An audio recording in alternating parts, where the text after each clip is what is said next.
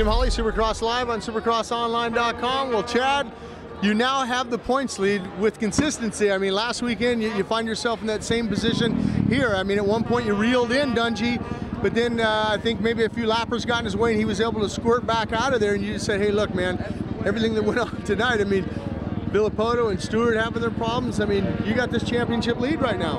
Yeah, that feels good, and that's probably the biggest positive that we're taking out of it right now. You know, it just, I'm frustrated.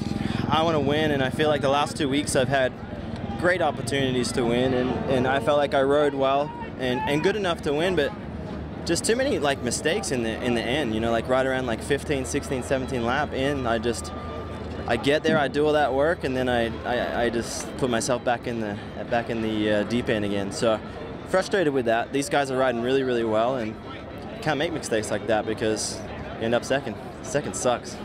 It's good, it's getting it done right now, but man, it's frustrating. I just felt like I had two great shots at the win the last 2 weekends, and for my own mistakes, I didn't have a shot in the last lap at, you know, having a fair go at it.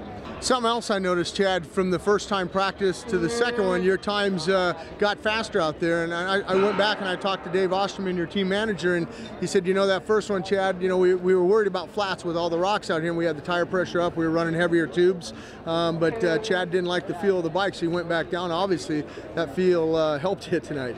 Yeah, the first one I had a moose in, and I just hated the feeling, you know. It's like, you're so used to, I mean, you 90% of the year you race, you know, you ride with a tube in there, and then you go put a moose on, and just it totally reacts different, and especially in the whoops. And the whoops tonight were really kind of just pretty sketchy, slick and pointy, and just not very good. And then we took that out, and then I went out the next one, and they bumped up the pressure without me kind of knowing, and I come back in, I'm just like, it's really not much better, you know. And they just said, oh, well, we've got, you know, so-and-so PSI in there. And so I just said, look, come on, guys. I mean, you got to, you know, protect, and you got to think about being smart. But at this point, there's 6 races to go. A lot can happen, and I think that we're on the attack, not the defense. So throw away the moose, drop the pressure back down to normal, and let's get after it. And I felt a lot better in the last one. So